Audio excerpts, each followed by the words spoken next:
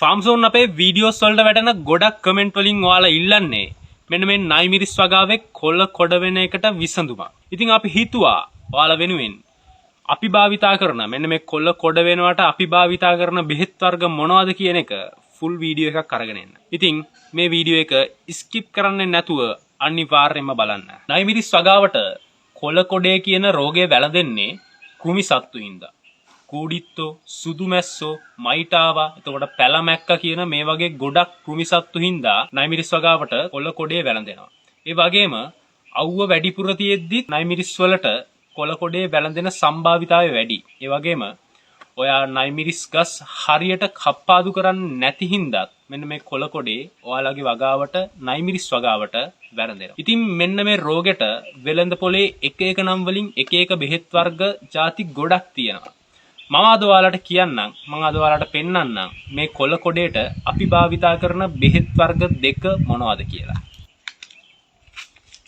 මෙන්න මේ තියෙන්නේ අපි භාවිතා කරන බෙහෙත් වර්ග දෙක. එකක් ඇක්ටාරා, අනිත් එක තමයි ඇබොමෙක්ටින්. ඉතින් මේ දෙක තමයි අපි අපේ වගාවේ කොළ කොඩ වෙනවට භාවිතා කරන බෙහෙත් දෙක.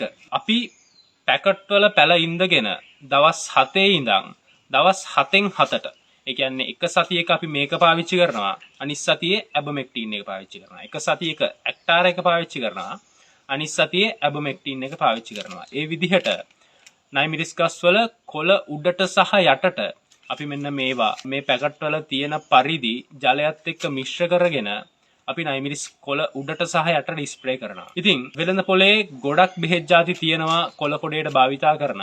මේ දෙක තමයි අපි භාවිතා කරන්නේ. කොළ කොඩේ ඔයාලගේ වගාවටත් ඇවිල්ලා ඇති. ඒ වගේම ඔයාලා භාවිතා කරන බෙහෙත් ಜಾති ඇති.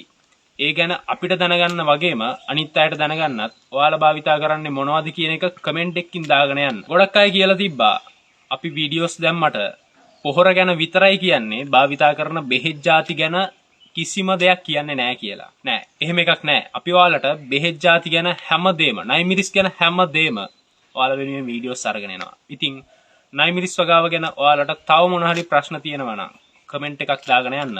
අනිවාර්යයෙන්ම ඉදිරියේදී ඒ වෙනුවෙන් අපි ඔයාලට වීඩියෝස් අරගෙන එන්න. ඉතින් අදට ගිහින් එන්න.